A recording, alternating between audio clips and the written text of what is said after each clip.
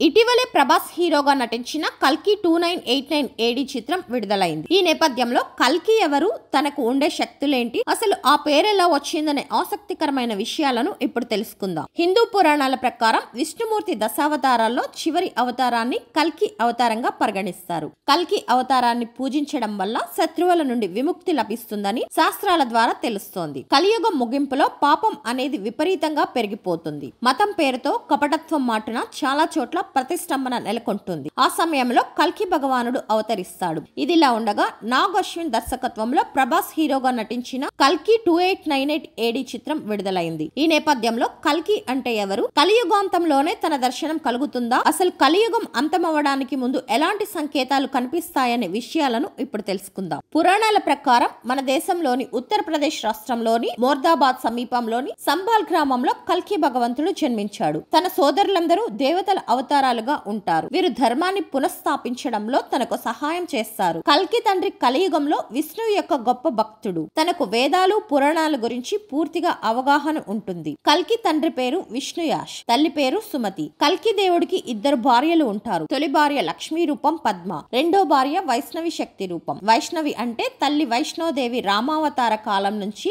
భగవంతుడిని వివాహం చేసుకోవాలని తపస్సు చేస్తుంది. కల్కి ఆమె తపస్సుకు సంతోషించి తనను వివాహం చేసుకుంటాడు. లార్డ్ కల్కికి జై, విజయ్, మేఘ్వాల్ మరియు బలాహక్ అనే నలుగురు కుమారులు ఉన్నట్లు పురాణాల ద్వారా తెలుస్తోంది. కల్కి అవతారం ప్రాముఖ్యత. శ్రీ భాగవత పురాణం మరియు కల్కి పురాణం ప్రకారం సత్యయుగంలోని సంధికాలంలో కల్కి భగవానుడు అవతరిస్తాడు. శ్రీ మహావిష్ణుమూర్తి యొక్క ఈ అవతారం 64 కళలతో నిండి ఉంటుంది. దుష్టులను శిక్షించడానికి మరియు పాపం పరిమితులను అధిగమించి ధర్మాన్ని తిరిగి స్థాపించడానికే కల్కి భగవానుడు అవతరిస్తాడు. ఈ అవతారం నిష్కళంక దేవుడి పేరిట ప్రపంచమంతటా ప్రసిద్ధి చెందుతుంది. పాపులను శిక్షించడానికి శ్రీ మహావిష్ణువు 10వ అవతారమైన కల్కి దేవుని వాహనం తెల్లని గుర్రంగా పరిగణిస్తారు. ఈ గుర్రం దేవదూత అని పిలువబడుతుంది. కల్కి భగవంతుడు చేతిలో ఖడ్గంతో గుర్రపు స్వారీ చేస్తూ లోకంలోని పాపాత్ములను శిక్షించి ధర్మాన్ని పునఃస్థాపిస్తారని పురాణాల్లో పేర్కొనబడింది. కల్కి అంటే దోషాన్ని తొలగించేదని అర్థం. దోషాల నుంచి విముక్తి కలిగించే అవతారం కాబట్టే తనకు కల్కి అనే పేరు వచ్చిందని పురాణాల ద్వారా తెలుస్తోంది.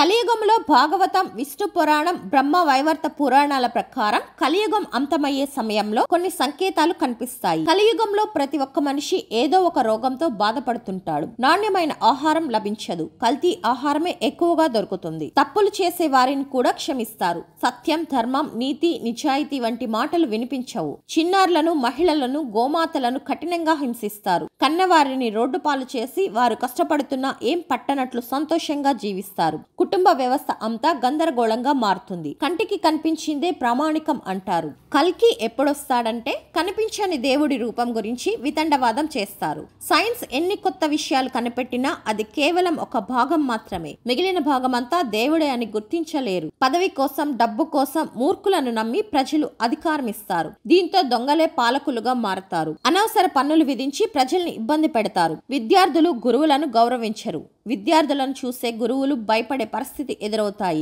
చెట్లు బలహీనపడి డ్యాంలో నీరు అనేదే కనిపించకుండా పోతుంది. సన్యాసులకు మహిళలపై వ్యామోహం పెరుగుతుంది. వితంతువులతో కలిసి సంతానం పొందుతారు. గంగమ్మను పట్టించుకోకపోవడం, తులసిని అగౌరవపరచడం కారణంగా ఆకలి కేకలు పెరుగుతాయి. బ్రాహ్మణులు దైవారాధనను వదిలేస్తారు. మద్యం, మాంసం తీసుకోవడం మొదలు పెడతారు. ప్రతి మనిషిలోనూ గుణాలు రాక్షస రూపంలో మారతాయి. ఈ లక్షణాలన్నీ కలియుగంలో కనిపించి 4వ పాదంలో మనుషులు బతకలేని పరిస్థితికి చేరుకున్నప్పుడు కల్కి వస్తాడు. అప్పటి నుంచి మళ్లీ సత్యయుగం ప్రారంభమై శ్రీ మహావిష్ణువే లోకాన్ని పాలిస్తాడు.